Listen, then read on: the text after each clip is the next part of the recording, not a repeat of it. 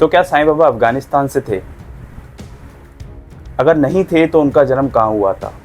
इस वीडियो के एंड तक आपको मैं विद प्रूफ ऐसा बताऊंगा कि बाबा का जन्म कहाँ हुआ था और कहाँ नहीं हुआ था, और वीडियो के एंड तक आपको सारी बातें क्लियर हो जाएंगी। देखिए, कुछ टाइम पहले मेरे एक रिलेटिव ने मुझे मैसेज किया व्हाट्सएप पर, और उसमें कुछ साईं बाबा के रिलेटेड मैटर था जिसमें ऐसा लिखा हुआ था कि साईं बाबा का जन्म अफ़गानिस्तान में हुआ था और बाबा अफ़गानिस्तान से शिरडी आए थे। तो फिर मैंने सोचा कि ये वाला जो मैसेज है बहुत बार अक्सर फॉरवर्ड होता है, लेकिन इस वीडियो के बाद ये फॉरवर्ड होना बंद हो जाएगा, क्योंकि मैं सारे रियलिटी आपके सामने रख दूंगा विद फैक्ट्स, विद प्रूफ। तो चलिए वीडियो को शुरू करते हैं। शुरू करने से पहले मैं अगर आपको बोलूं कि अगर मैं आपको मैसेज करूं व्हाट्सएप पर कि आपके बच्चे ने मेरे घर पर चोरी की है, तो क्या आप मानेंगे? शायद नहीं माने। शायद क्या आप नहीं मानेंगे इस बात को, क्योंकि रियलिटी आपको मालूम है और रियलिटी व्हाट्सएप से तय नहीं होती। तो अगर हम अपने बच्चे की चोरी करने वाली बात नहीं मान सकते, अगर मैं आपको मैसेज करूं, वो भी तो व्हाट्सएप पर आया है, अगर आप वो नहीं मान सकते, तो फिर आप किसी भी धर्म के बारे में, किसी भी देवता के बारे में, किसी भी संत के बारे में अगर कोई व्हाट्सएप फॉरवर्ड आता है तो उसको पढ़ के इतनी आसानी से मान कैसे जाते हैं, बिना रियलिटी जाने, बिना उसका प्रूफ देखे। तो चलिए फैक्ट्स के साथ, प्रूफ के साथ बात करते हैं कि क्या बाबा का जन्म अफगानिस्तान में हुआ था।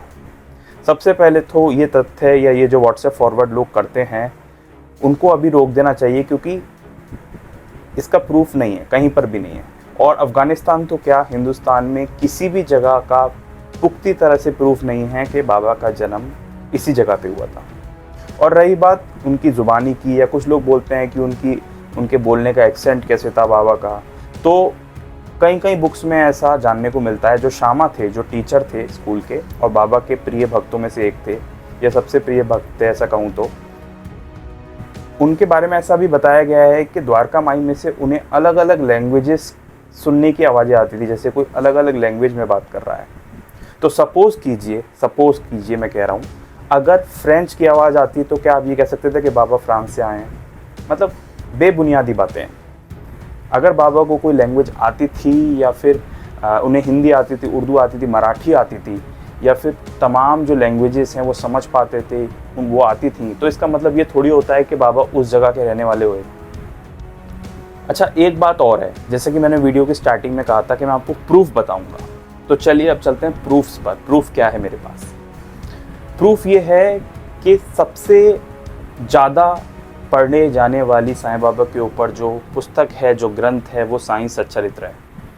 साईं सच्चरित्र, जो कि हेमाड़ पंत एक ऑथर थे, जो साईं बाबा के भक्त होंगे वो जानते होंगे, जो नहीं होंगे उनको बता दूं, दाभोलकर नाम के एक व्यक्ति थे जिन्हें बाबा हेमाड़ पंत कहते थे। उन्होंने साईं सच्चरित्र लिखी थी, आज नहीं लिखी है, और व्हाट्सएप तो 15, 20, 25 साल पहले आया है। वो आज से लगभग, अगर आप एग्जैक्टली बताऊं तो 94 ईयर्स पहले लिखी गई है। अप्रॉक्सीमेटली 94 ईयर्स पहले लिखी गई है साईं सच्चरित्र। 1930 में पब्लिश हुई है। लिखी तो उससे भी पहले गई थी, लेकिन अगर ऑफिशियली अगर हम नेट पर जाएं तो उसकी जो डेट है वो 26 नवंबर लिखी आ रही है 1930। और सबसे पहली वाली जो मैं कह रहा हूँ, लिखी तो बाबा के टाइम से स्टार्ट हो गई थी लिखना, और बाबा को ऑब्जर्व करके, भक्तों से बातें करके और ये सब जान के फिर हेमाड़ पंत जी ने बाबा का चरित्र लिखा था। बाबा का चरित्र लिखना इतना आसान नहीं है, लेकिन जो भी स्टोरीज़ उन्हें सुनने को मिली या फिर उन्हें देखने को मिली शिरडी में, जैसे चक्की पीसने वाली घटना हो या जो भी जो घटनाएं हैं, वो उन्होंने साईं सच्चरित्र के एक ग्रंथ में लिख दी, और जिसका पब्लिशन दाभोलकर जी शायद एक्सपायर हो गए, तो उसके बाद हुआ 1930 में 1930 में 26 नवंबर को।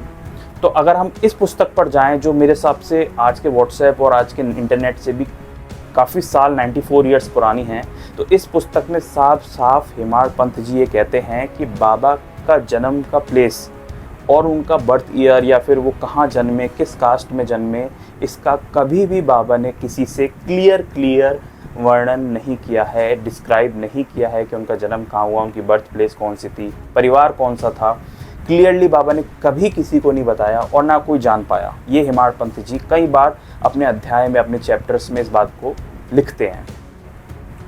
अब अगर अंदाज़ा लगाया जाए बाबा की एज, जो पहली बार 16 वर्ष की आयु में बाबा नीम वृक्ष के नीचे आए थे, अगर हम उस बात पर जाएं तो वो कुछ बुक्स में ऐसा माना जाता है कि बाबा का जो बर्थ ईयर है वो 1838 के आसपास रहा होगा। गौर कीजिएगा, मैं किसी चीज़ का दावा नहीं कर रहा, मैं रहा होगा कह रहा हूँ, और जो भी मैं बोलूँगा आज वो सब बुक्स के आधार पे होगा। मेरी कुछ खुद मन की कोई भी बातें नहीं है और ना कि व्हाट्सएप पर पड़ी हुई बातें हैं।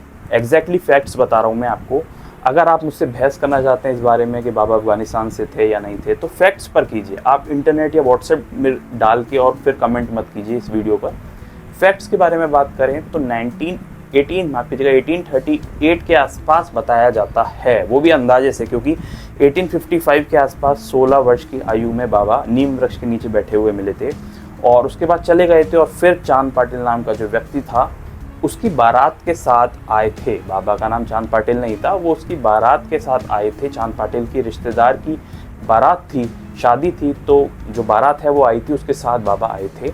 और फिर जब वो शिरडी आए तो उन्हें साईं नाम से पुकारा महालसा पति ने पहली बार। ये पूरी एक घटना थी, 1855 के आसपास आए थे। अब जो लोग मुझे बोलेंगे कि नहीं बाबा अफगानिस्तान से आए थे, तो बहुत ही रेयर सिचुएशन में अगर मैं आपको पढ़ के बताऊं तो ये आर्टिकल दे रखा है 1876 से पहले तो अफगानिस्तान भी नहीं था, मतलब वो सब इंडिया ही था 1876 से पहले तो। और ये आर्टिकल में क्लियरली दे रखा है कि ब्रिटिश ने 1857 के रिवोल्ट के बाद 1876 में अफगानिस्तान को एक अलग दर्जा देना शुरू कर दिया। तो 1838 के आसपास तो अफगानिस्तान भी नहीं था।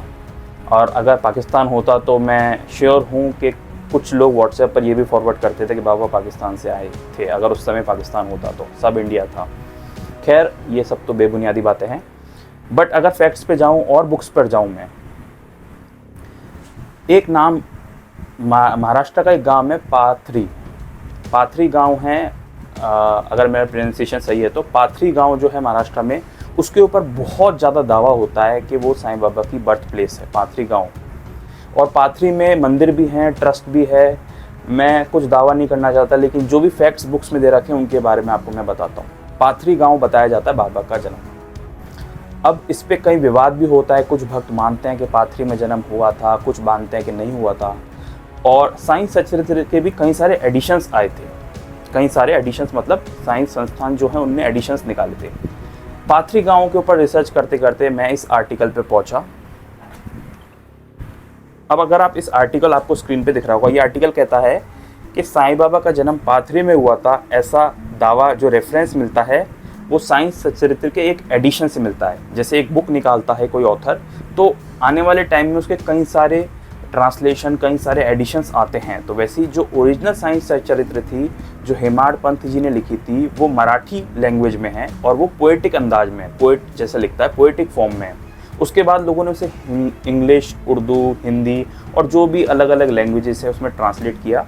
और जो पाथरी गांव का वर्णन मिलता है वो इस आर्टिकल के अकॉर्डिंग, ये जो आर्टिकल कह रहा है वो ये कह रहा है कि 1972 से 1976 के बीच में साइंस संस्थान ने जो साइंस सचरित्र का एक एडिशन अपलोड किया था या फिर उसे पब्लिश किया था, उसके 8th एडिशन में इस बात का जिक्र मिलता है कि पाथरी वो गांव था जहां पर बाबा का जन्म हुआ। तो ये आर्टिकल ये कह रहा है, और ये जो रेफरेंस है ये साइंस सचरित्र के 8th एडिशन में मिलता है।